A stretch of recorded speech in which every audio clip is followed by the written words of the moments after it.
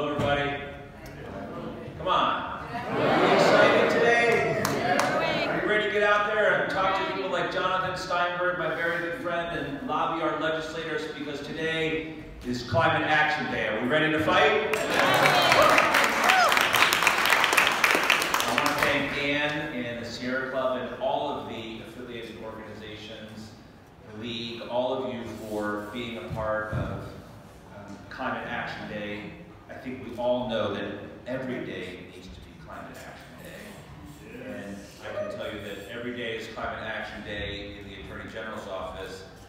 Before I became Attorney General, I started to meet some of my potential peers in other states.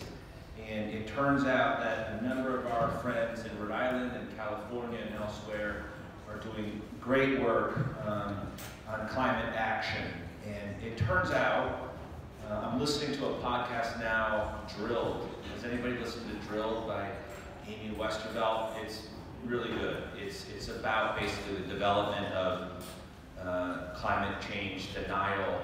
And it's interesting. Its thesis is that this modern mass mobilization of disinformation and I think fake news as propounded by this president and climate change deniers.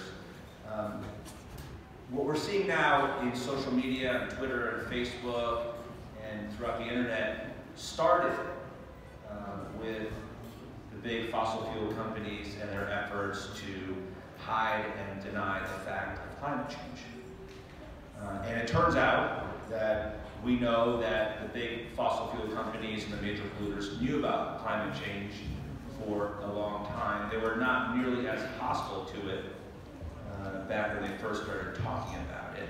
But they knew about sea level rise. They adjusted their drilling platforms to account for sea level rise. They made a lot of business decisions based on what they knew about climate science. And they've known it for decades. And so some of my peer attorneys general in other states have said and have filed suits to say, you guys knew about climate science and climate change and you willfully hid it, and we think that you are responsible and should be held accountable for the catastrophic costs of climate change.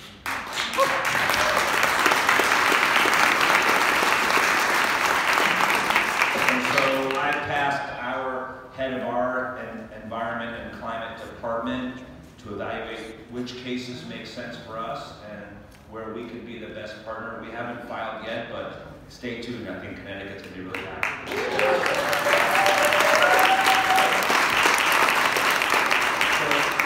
So with that, I just want to say our office is always open to all of you. And if you want to sit down and talk, and you have ideas about climate-related litigation and suits or other initiatives here in this building, I know a little something about the legislative process. So feel free to engage with us, and we're happy to help anytime. Thank you.